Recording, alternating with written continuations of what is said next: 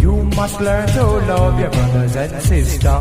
That your days may be longer. Hey, that your days may be longer. Longer and this land. I'll pull it up. Hi guys, it is Sunday, October 2nd, right? Is that what today is? And I'm privileged and honored to have Yishmael Perez back on the channel for the third time. Thank you so much for joining me again. I really appreciate you and your time. I know your time is so precious and you give of it so freely to everybody. And we all really have leveled up because of you, Yishmael, and you should really understand the impact that you have had on the truther community. I was following people for 2 years. Everybody I was following has been interviewing you. So it's an amazing testament how we all like shifted our focus over to you and really look to you for your wisdom, for your knowledge, for your heart, for your humility, for your guidance, for your strength. And on behalf of everybody in the truther community, I'm so grateful for you. Oh, that means a lot to me, Gilith. Thank you so much. You're welcome. You're welcome. Thank you. And I just finished taking your course. I took the September course, and it was fabulous, fantastic. It is such a chill environment. You and Taylor make it so much fun. You guys bounce off each other so well. And it's a good energy in the course, good information, and you just give so much time for people to ask questions, which is so important. Everybody has so many questions, and you really just set aside so much of the time to let the people ask. So are you ready? I am. Okay, let's go. The first thing that I wanted to talk about today, because I don't really have the story straight in my head. It was the story of your birth and what happened to your mom when she was pregnant with you. And I would love to, you just showed me before we started recording a picture of your mom, and I would love everybody to see your mom and how beautiful she was, so we could have the picture of her in our mind as you're telling the story of who she was and what she went through. Sure. Let me get the picture. So this is her. There you go. So beautiful. Okay. That's her when she was like 19, 20 or 21. I'm not sure, but in her youthful days. And her story is deep. Well, okay, first of all, let me rewind back to even before I was conceived. I come from a very mysterious family. My grandfather, her father, was an international drug lord, and he inherited his empire from his father. His father, Abel, was also part of this, but back then my great grandfather was more into the transportation of illegal alcohol, this is when alcohol was illegal back in the early 1900s before it became legal. And that's how it all started with my great grandfather, who operated from Spain. So he had a huge connection with the Godfather of Italy, with the Russians, with the Colombians, and he spoke many languages, my great grandfather. And so he inherited his, I guess, empire through his father. So there was always like this thing where it's the first male born, right? First male born inherits, the family's empire. And so my grandfather inherited, and he was expecting his first male born. And so it's weird how the way the universe works. So apparently he lost 3 childs which were both going to be males, all 3 of them, sorry. And they were all going to be males. And one of them had complications and was miscarried at 6 months. The other one had complications and was miscarried at 4 months. And then the third one was born, but right when he was born, he had some issue where he just couldn't make it. He didn't make it. And then finally they tried again for the fourth time, but this time it was a woman, and he wasn't very happy about that. And that woman was my mother. So my mother did make it. She was born, and because he was furious that it wasn't a male, it wasn't a son. He made my grandmother believe that, well, first of all, he took my mom and he took her over to his mom's house, my great grandmother, in order for her to raise her. And then she ended up telling my grandmother that she didn't make it after all, just like all the other prior childs, that, she also passed away, which was a great deception to my grandmother. My grandmother thought, that she also had complications and that she didn't make it. But in essence, she did, right? He just kind of took her over to be raised by his own mother. And so, they tried again. They kept trying, and now he was just having girl after girl. At that point, he was just like, yeah, he felt like he was cursed. So he ended up having 9 girls. It's interesting the way the universe works, huh? Right, God has a sense of humor. Okay, so my mom's story reads like Cinderella. Okay, so this is where I'm getting at with this. So basically, after 5 or 6 years, the 9 sisters, well, back then there was like 6 sisters. The rest came later.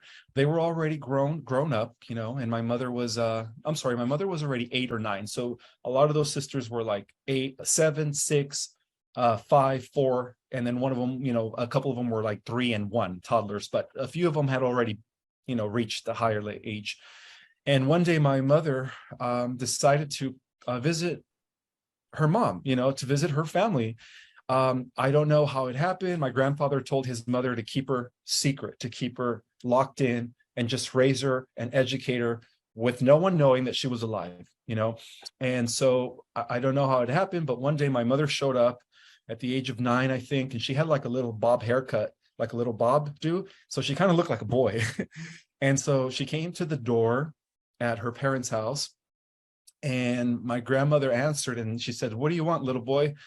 And my mother looked up to her mom and said, "I'm not no little boy. I'm your firstborn, Maria." And my grandmother said, "What do you mean you're my firstborn? You're not my firstborn. My children are inside the house. Who are you, little kid? It's time for you to go." And she goes, No, wait, don't close the door. You've been lied to about my birth.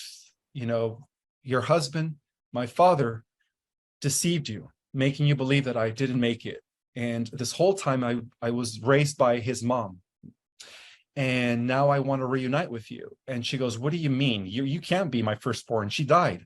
She died within hours." And she goes, No. Listen, you have to understand. I'm her. I never died. I'm here. I'm real. And then finally, I guess my grandmother called my grandfather and confronted him. And he confessed at that point. He goes, "Oh yeah, I forgot to tell you. I kept that from you for all these years." But see, the thing is he was in a position where he was very dominated over his wife and all, his children. And so whatever he told his wife, she had to believe him cold turkey because of his power and his money, right. Because of his status. And so she was like, "Why did you lie to me? I can't believe, you deceived me about our firstborn, and you gave her over to your mom to be raised in secret, So it caused issues, of course, but, he put her in her place because of his power. And so they did allow my mom to move in eventually, but they treated her like a maid. Yeah, they actually, because they did have several maids. He was a multimillionaire back then and big mansion. And that's why we had like deers. That's why, I talked about how I grew up with a lot of animals when I was a kid. Like we had horses, we had cows, we had chickens, we had deers. Like we had a baby deer. I called her Bambi. I named her. And so we had all kinds of animals. And so she was treated like Cinderella. They would literally make her sleep on the floor. She didn't have her own room, even though the house had 10 rooms. 2 of the rooms were given to 2 of the maids, and they had beds, but for whatever reason, they wouldn't allow my mom to sleep on a bed. They told her to sleep on the floor in the corner somewhere. Yeah, because there was no room for her. And so at the same time, when they all would go out, and her and her, I guess back then 5, 6 sisters, for family dinner or something, they would never take her. I guess my grandfather was embarrassed of her. And so she would always be in the house, and they would always give her chores to do. So they literally treated her like Cinderella. She was constantly cleaning, constantly picking up after their dishes, constantly picking up after their young sisters. And even as they had more children, as they grew up, all the sisters would envy my mother because of her natural beauty, and they would treat her like shit. They would gang up on her and beat her up. So from the beginning, my mother had it very hard, you know. Not only was she rejected by her own family, but she was never included in the family, in the family thing, you know. She probably died of a broken heart. Do you think that's what? Oh, that was just the beginning of her suffering. There's more.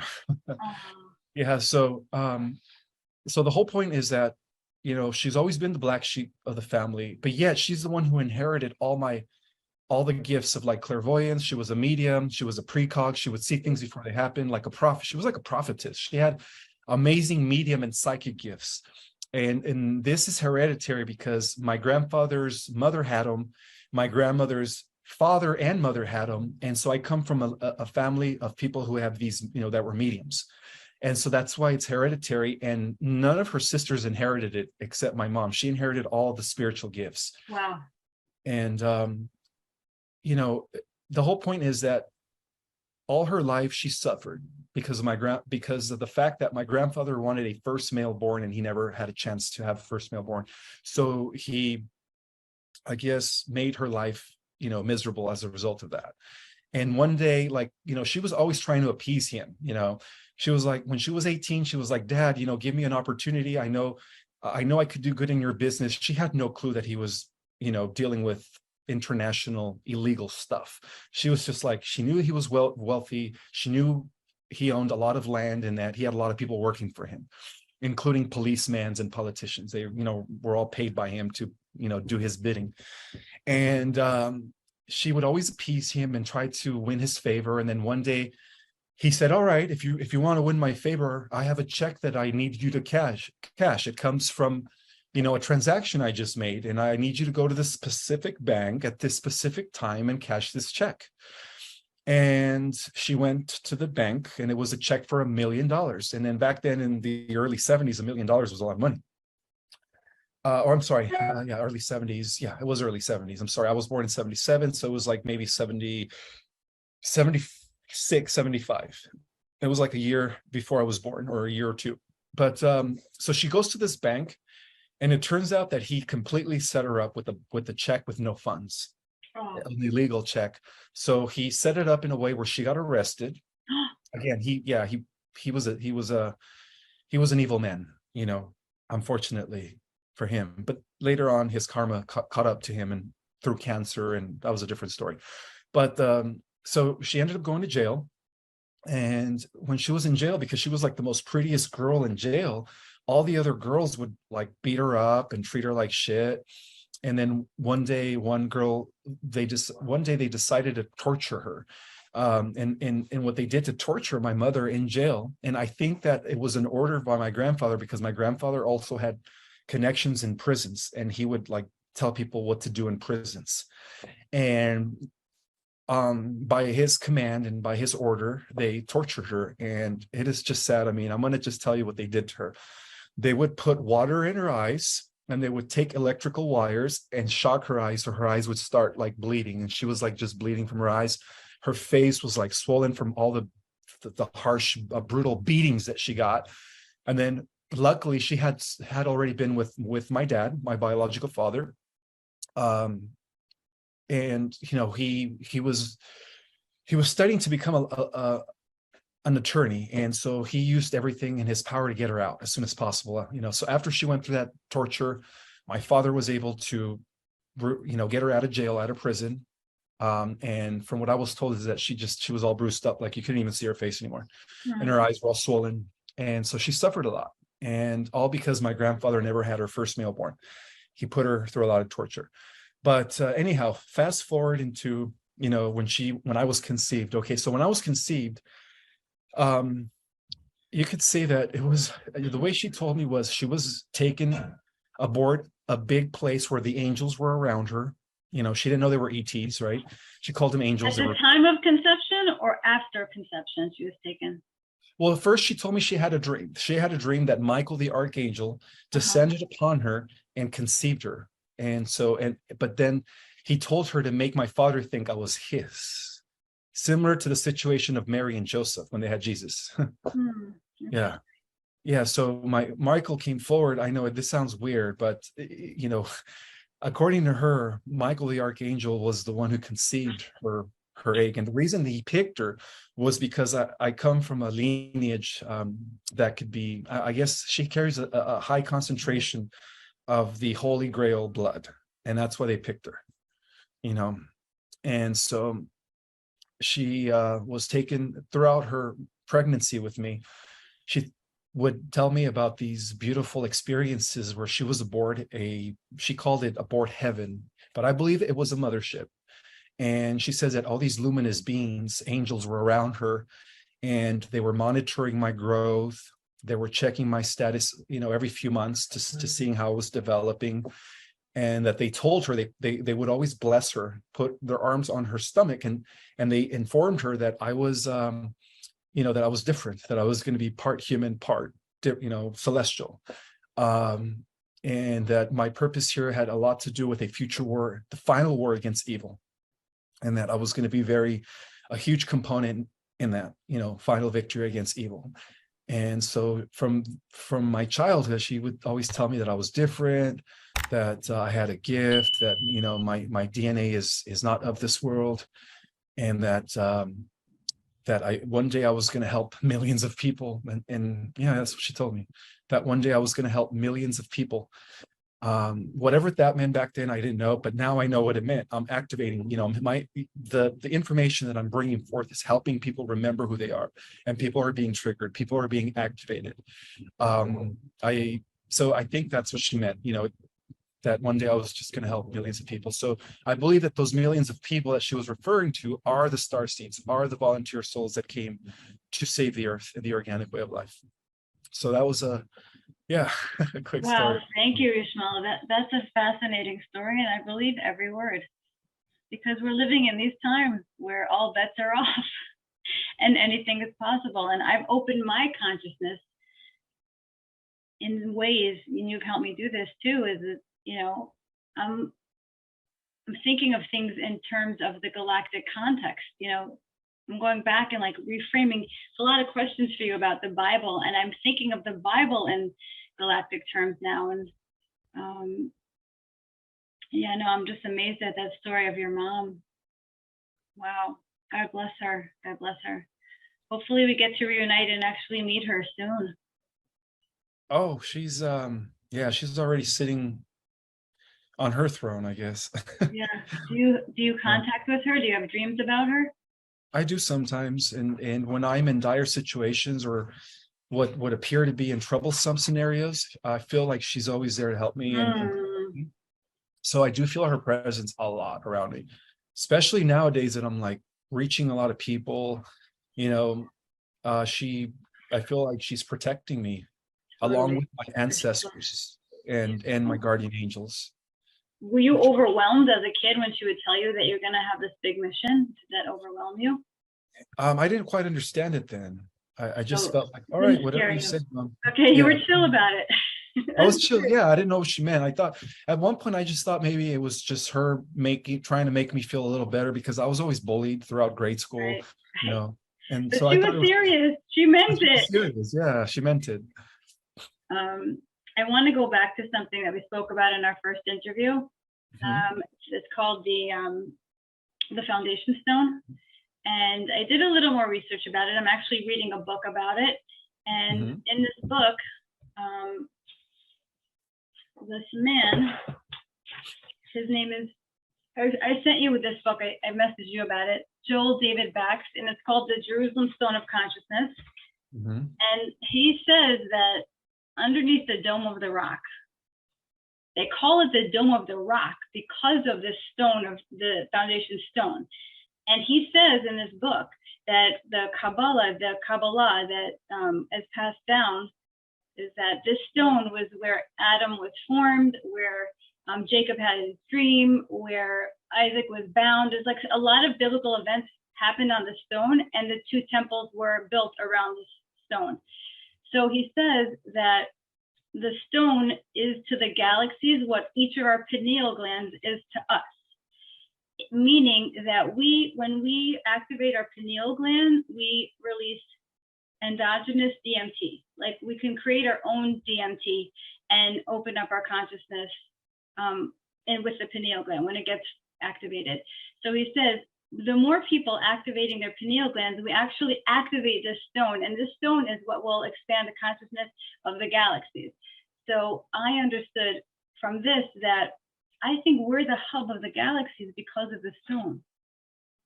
Makes perfect sense. That ties into all my research and everything that I've been teaching. So what are you going to do about the stone? How are you going to get the stone? Well, I think it's I think there's a relationship between our own activation of our own third eye chakra, pineal gland. With the activation of our own pineal gland, I think we are going to activate the stone, which is the pineal gland of the entire galaxy. Yeah. So how do we? What are ways? Sorry to interrupt you, but what are ways that we could activate our pineal gland? There's different ways. You know, I've been doing Kriya Kundalini Yoga, which is a technique that I teach at the end of my Starseed Cosmology course. Were you there when I taught it? Yeah, you were, right? Yeah. Absolutely. That's one way. You know, through this through the breathing. You know, the conscious breathing, inhaling through your nose, holding it, and then exhaling it. Putting all your attention at the center of your eye, coiling your tongue backwards. You know, that's one way of doing it. Do that 20 to 30 minutes a day. Your tongue is backwards. You're closing your eyes. You're putting all the focus in the center here. Mm-hmm. And you are breathing in through your nose, inhaling very slow, and to the point where you are just full of air and you can't breathe anymore. And you hold it for a second, then you just exhale with your mouth, also very slow. That's the fastest way of activating the pineal gland. And I think as more of us begin to do that, the dome of the rock, the stone within the dome of the rock is going to activate. And that's just going to like allow our entire galaxy to be reconnected to the cosmic currents, where every dimension is now going to be connected with each other to the point where like we're going to have access to other realms. You know, I think it's a portal that he was saying that this foundation stone is like this. He said that all of life enters through it and all of death leaves through it, mm-hmm. Which is, I don't know, it's crazy stuff. But I was saying before we started recording, Ishmael, that you should add this to your next book. All the stuff that you teach in your course, like with diagrams, because I wasn't writing it down. I was just watching you do it. And then I don't remember most of it. So, and I think so many people would benefit. So thank you for that great idea. I will incorporate that in my next book. Okay, cool. Thank you. So, and he also says that, I wanted to read you this. Mm-hmm. He says that the word Zion is a code name for foundation stone. And I know you love the word Zion. Mm-hmm. So it could be interchangeable for foundation stone. So when you say Project Restoration Zion, you could almost be talking about the stone. Okay, so Guru had a question for you. Mm-hmm. I don't want to forget. So I'm going to play it for you. Mr. Guru. You ready? I sure am. Gila, I just have one question for Ishmael. They talk about how they didn't invent new languages. Where does Hebrew come from? What is it? Pleiadian? What is the source of Hebrew? I don't know if you knew that already, but I'm curious because they said it is Pleiadian language for the. That's the gist of his question. Yes. Where did Hebrew come from? The language Hebrew comes from the Pleiadians. They used to be called Ibiru, and that's why they call it Nibiru, the planet Nibiru. So on the planet Nibiru, they spoke Hebrew, but it used to be called Ibiru, and then they put an H in front of the word. So it's definitely Pleiadian, and we're referring to the Nibirian Pleiadians, not the Draco Nibirians, the good Anunnaki, the Watchers, what the Bible calls the sons of God in the book of Genesis. Wow. You like blow my mind every time I talk to you. Was it true? I had once heard that the Pleiadians abandoned us, and that's why they feel they have to come help us. Is that no, true? It's not that they abandoned us. They actually stayed from behind the scenes to assist us in the war against the Babylonian Luciferian cabal. They've always been around from the fifth time, operating from the fifth dimension. They are actually the angels in the Bible. every religious text talks about the angels that would assist us, that would guide the prophets, that would direct us, that would sometimes appear to the sages and the seers and revelators. Those were all Pleiadians. Wow, wow, wow. And I just read in your book, I was reading your book yesterday again, and how in the desert, when the Israelites wandered, the cloud by day and the fire by night were like motherships. Were they, what did you say about that? There were spaceships, yes. There were spaceships. Exactly. That's what I'm talking about. Like, all this Bible stuff is now in a galactic context for me, which is so cool. And then I have this friend, Esther, who always messages me. She's like, the third temple is going to be a mothership that comes down. That's right? the New Jerusalem. That's the mothership called the New Jerusalem. Yes. And it's already parked within our atmosphere. Huh. With other Ready and motherships. waiting. Ready and Exactly. waiting. Oh, and then I was thinking about the high priest in the temple, the first and second temple, wore a breastplate of 12 stones, each one for the 12 tribes, 12 crystals. So I was then thinking that was like crystal technology to interface with God. Like, they used it to get answers. They would ask it a question, and I was thinking, like, I don't think of it as ancient anymore. I think of it as they had technology back then that we lost and we're trying to retrieve. Yes, that's accurate too. Yeah, and the 12 also is symbolic to the 12 cosmic rays of power, which is something that I recently put out that is completely related to the Holy Grail lineage. The Knights of the Round Table of King Arthur, the Council of 12, the 12 Apostles. All that stuff is related to the governing system of the Brotherhood of Light, of the Order of Melchizedek. Right. The galaxies are like organized by 12. Exactly. Everything within, well, it's because we're part of the 12 creation, but everything within the 12 creation is organized within the system of the 12. But as I speak, we're now going to be entering the 13th creation. So what does that mean? That means that we're moving from the system of the 12, the Council of 12, to the system of the 13th, which means that we're going to be part of a new universal program where everything is now going to be, because there's a new ray that is being born, and that ray is already living among us. It's embodied, and that ray is going to be symbolizing the 13th, which means that instead of having 12 houses of the zodiac, now we're going to include the 12 and the 13, which is the hidden, the one. It also ties into the return of the sacred divine feminine, or the restoration of the mother goddess, the central universe of the holy Shekinah. Shekinah means feminine creation. I knew that. Which is the offspring or the bride of Yahweh. Yahweh is masculine creation, right? Our universal father, Yahweh, our universal mother, Shekinah, right? They have different names. So we're going into the system of the motherverse, as the light circuits reconnect our galaxy with M31 Andromeda. We're going to go from this current reality into one that is plugged into the eternal life systems, and that new creation is going to be kickstarted with the ascension of the earth, which is going to be awesome. So everything's moving in the system of the 13th. Because I always learned in my upbringing with Judaism that there's this light that God had at creation. It's called the Or Haganuz in Hebrew, and it means that he hid away in like a jar, a special light. That could be the 13th ray. That could be the special light that he's going to bring back. Yeah, that's very cool.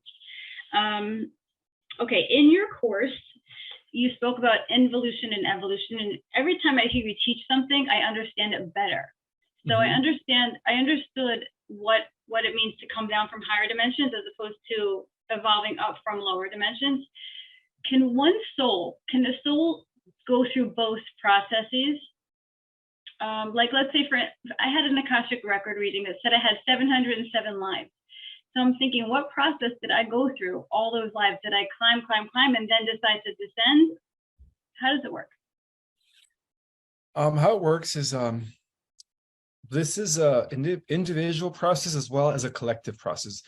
In terms of being a collective process, you could say that the universal mind of the central or the always existing universe is exploring more of itself through the dissension, which is the involution, right? The fragmentalization, the division, where it breaks off into smaller pieces.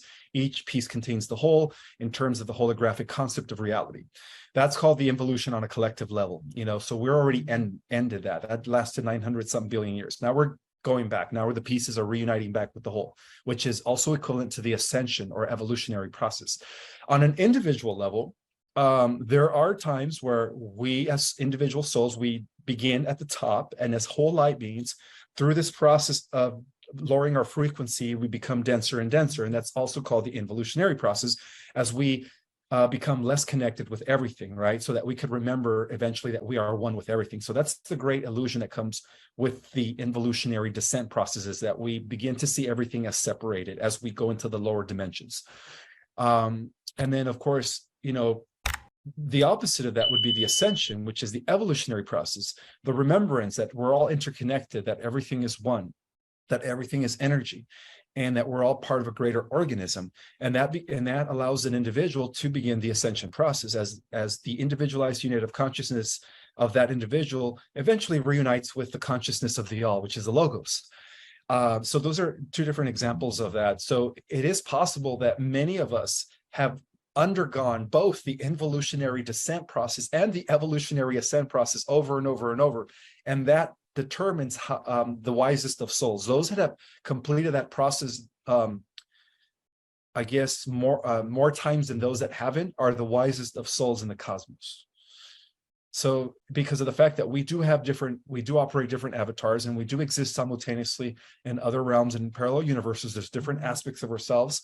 Mm-hmm. Your aspect right now existing in this realm could be part of the involutionary process, but then there's another aspect of Gila that's already completed the ascension process, where she is now reunited with the totality of everything. I don't know if that makes sense. It does make sense, believe it or not. I get it. I get it. I have to think about it more later, but I think I get it. Okay, the next thing I wanted to ask you. Okay, the financial part of the awakening. I love it. Like, I follow Mel Carmine and Amber and Whiplash and Emily. And like, I'm like lit up by this financial, because I understand, Ishmael, that this is our liberation. When the planet shifts to the quantum financial system, it's like we're all bust out of jail, you know? So it gives me the biggest satisfaction to help people set up lobster wallets, buy XRP, like, I love helping people do this, because I understand that I'm helping them liberate themselves. My question for you, Ishmael, is this: does that mean I'm going to be like stuck in the fourth dimension for a while because I love this aspect so much? No, not at all. Okay, thanks for saying that. Yeah, that's good for the younger souls that are moving up to the fourth dimension or the fourth density. But for us, the starseeds, we're going directly into the fifth and above. So who's going to help them? We're still going to have the ability to, through the process of lowering our frequency, pop into their dimension. And then, so they're going to see us as the Pleiadians did in ancient times, where the Pleiadians would come as angels and they would pop out of reality. Oh, that'll be so fun. That'll be so fun. Okay, I just hope that they don't worship us as gods. I'm just kidding. No, we're going to be humble. We're going to be humble this time. You're already humble. You're teaching everybody how to be humble. Okay, why is the God in the Bible portrayed as with these angry and frightening emotions? It always scared me as a little kid. I was terrified of God because of the way he was taught to me.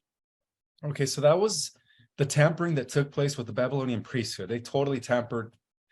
Well, when they reorganized as the Catholic Church, that's when the tampering came. The canonization of the accepted books of the Bible were completely modified to make it seem like the God of the Old Testament was this vengeful God. But who they were really referring to was Marduk. Marduk was the vengeful one, the son of Enki, not Enlil. Enlil sues Jehovah, Elion, was the God of the Hebrews. He was actually very benevolent. And yes, there was times where he would forbid them to mix with the other groups like the Canaanites, because of the fact that the other groups carried a high concentration of reptilian genetics, and they wanted to maintain a pure lineage that later led to the incarnation of Jesus. So that's why it was very adamant for the Hebrew God to prohibit the early Israelites to mix with other clans and races, because they wanted to maintain that purity of that blueprint bloodline that was related to the lineage of the guardians, in other words. Yeah, no, that makes perfect sense. Perfect sense. Okay, I want to ask you about some current topics also. Princess Diana, do you think she's still alive?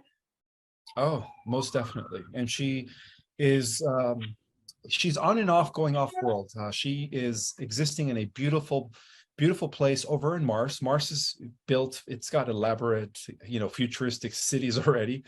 And there's a place where all the people that fake their death that are part of the White Hat team have been, taken off for refuge in order to protect them. And so a lot of them are off world right now. And very soon, when the EBS rolls in or becomes announced and the new system comes in, they're all going to return. It's going to be a huge shock to the world. Party, big party, and we're all going to be so happy. All the people who have been waiting for this. So how was it that she left her kids? That's always my question. Like the two princes, how was she able to leave them behind with those evil people? Well, the way it happened was she knew that it was about sparing and protecting her life. And so she left certain people to protect and guard and kind of watch over her kids. Okay. And the one kid that pretty much leaned in favor of the good side was Harry. That's why he left, the Windsor family. But the other one, the firstborn, William, apparently he inherited a lot of his father's genetics, whereas Harry inherited most of his mother's genetics. Now, the difference is that Princess Diana she's a part of the Holy Grail lineage, by the way. She's a descendant of King Arthur, the real heir to the throne of England. The imposters that took over 300 years ago changed their name to Windsor from something else. They were a German tribe. And so, those were the imposters. And that goes for all the monarchies of Europe. All of them are imposters. The real heirs to the throne of Europe were those of the Holy Grail lineage, of the ancient Druidic line of King David. Wow. So thank you. That really answers that. It was always made me confused how a mother could leave her kids. But now I understand she really had no choice. Oh no, she had to, make sure that her life was spared first and foremost, secure. Lineage, yeah. Do you know why Ivanka Trump converted to Judaism, Orthodox Judaism? Well, perhaps it's because of her husband. He's very active in the religion. But I can't. I don't really know why, other than just assuming that that's the reason why. But I do know that she's being groomed by the alliance for her role in future leadership with the new system, because of the fact that her father is also carries a very powerful percentage of the Holy Grail lineage as well, by the way. So why was it that I saw her in a lot of media that she had masks on, her kids had masks on, and she was promoted this thing at one point? Was that part of the PSYOP? That was part of the PSYOPs. That was done by AI to make us think that, and even the fake Trump, they do have a fake Trump that is promoting that. The real Trump isn't, So yeah, there's a lot of NPCs out there that have clones or that are posing as real people, rather. I'm sorry. Right. Oh, that's interesting. The souls of celebrities that were captured, trapped, seduced, and then cloned. It makes me so sad because it's I loved Oprah. I loved Ed Sheeran, all these people. Their soul, where is their soul? And can their soul return to God? What does it mean? I've heard people say their soul got trapped. Is that true? That could be because they are clones. Most of the celebrities are cloned, by the way. Well, where's the original soul? Where did the original soul of them all go? You could say it's being contained by the dark forces, but there is a way to retrieve them. There is a way to retrieve their souls. But you have to understand, they made that choice. All those celebrities made the choice to have sex with little kids, to go be part of that pedophilia, blasphemous, satanic stuff. And so that's how it's like that saying, that's how you sell your soul to the devil, Right. So it's like they sold and sold to the devil. But I believe that when the solar flash takes place, And at the end of the millennium, they will be giving another opportunity to return back to, to the light. So they're not lost forever. No, they're not lost forever. No. Okay, good.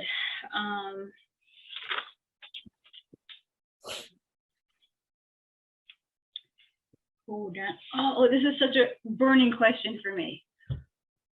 There's still people out there. Like, some people understood right away what was happening in the world, and some people, like, I could talk till I'm blue, and like it's like I'm talking Chinese.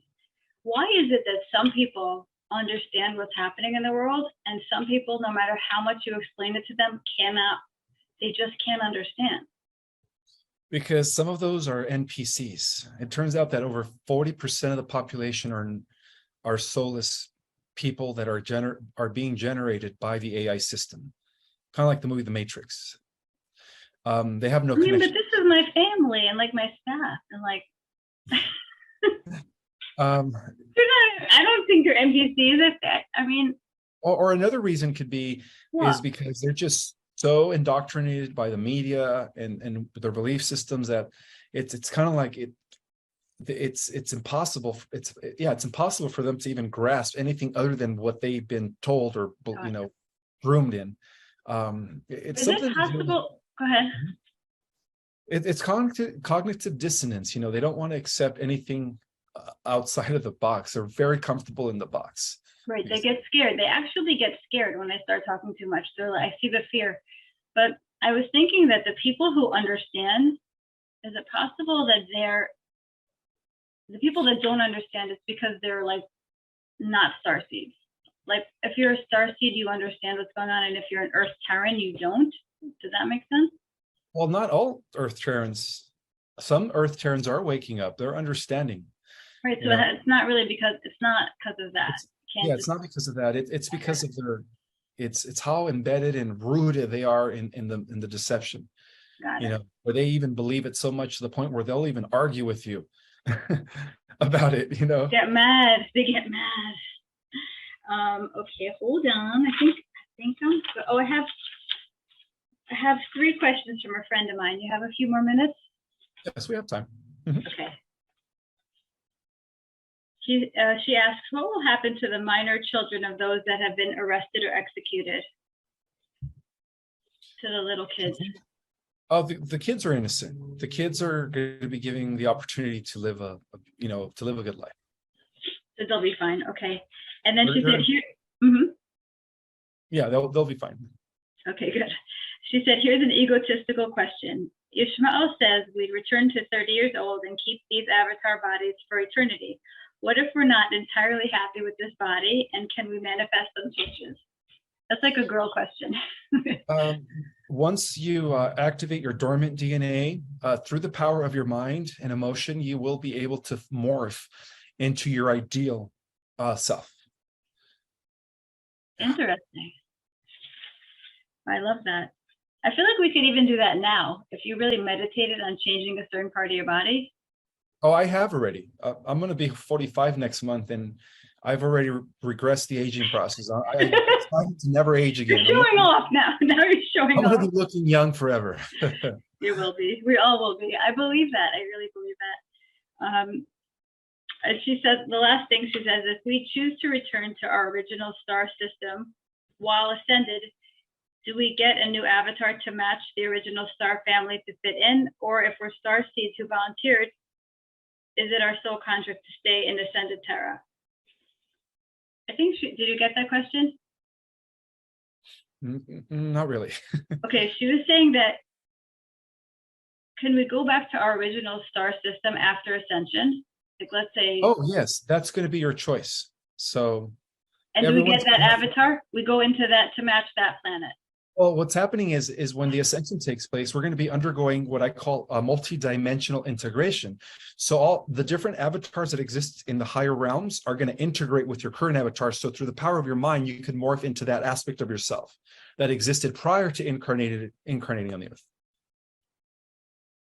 And you're going to have the choice to either stay on the earth, which is going to be now the hub of the multiverse, right? The new primary kingdom of all existence, or you're going to have the choice of going back to your home planet. Yeah, that's going to be up to you. Well, what are you going to do? I'm going to stay here on this earth. Yeah, this is my new home. But you said you miss your other home. Didn't you post it the other day? You miss your other Dude, I miss Planet Avion in Lyra, but this, to me, this is going to be the new Avion. Beautiful. What made you miss it? Was there something that happened? Well, you know, from my memories as King Amelius in Avalon 2, Avalon was the second civilization in Lyra that we established. I just have memories of just how wonderful our society was. Everybody was very spiritually advanced. We had no external technology. Everything was done through the power of our consciousness. Similar to the movie The Avatar, we were all in a symbiotic fashion connected with the ecosystem and all living things. And just like in the movie The Avatar, we did have a tree that was like that held. I love that tree. I know, that held the you know, all our ancestors and all of life contained within that tree of the planet. And I just miss my home. I miss, you know, the beautiful oceans, clear blue waters, the rivers, the mountains, and just the cultures, the advanced spiritual cultures that we built through the power of our thoughts, and how we all lived in harmony. Every single person was a cooperating, you know, just like the trillions of cells live together, cooperate to make our bodies function. That's how we all lived in Lyra. Everybody contributed to the greater whole. It was beautiful. It is beautiful. It's real. It's a real utopia. Well, that's what we're bringing to this world. I can't And in wait. fact, you know, something that I reveal in my book is that when they destroyed my home planet Avion, a chunk of Avion later was picked up by the Syrian High Council to develop the Battlestar planet Nibiru, when they created the Anuhasi, the powerful lineage, right, of Michael, the Archangel. And then a part of Avion later developed into the second Earth, which existed in the Pleiadians. And then after that Earth was destroyed as planet Tiamat, it later developed into our current Earth. So it is believed that this Earth has a history that goes all the way back to Lyra. That was, you know, it's part of that chunk that later evolved into a new planet and stuff. Oh, I love that. I love that. I love hearing all these stories from you. It really, it sounds right. It sounds like something I remember. I actually had a memory come back to me about learning how to fly.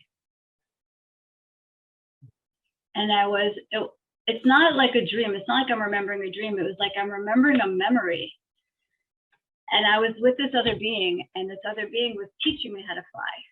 And we were laughing the whole time. It was so fun. I didn't see a face. I don't know who it was, but I was with somebody, and they were teaching me that when you fly, you go straight up. You don't go diagonal. They're like, you go straight up. And I kept practicing the takeoff. And it was cool to actually experience a memory come back in. It's all going to be coming back to us when our dormant DNA becomes activated. Yeah. How much longer, Ishmael? How much longer? Hoping by tomorrow. But, yeah, I'm with you. I'm sticking to my original vision between now and 2024. Okay, or tomorrow. Well, thank you for today. I'm really grateful. Thank you for making the time for me today. And My pleasure. we'll pick it up next time. Yes, we will. To be continued. To be continued. Bye, guys. You must learn to love your brothers and sisters. That your days may be longer. Hey, that your days may be longer.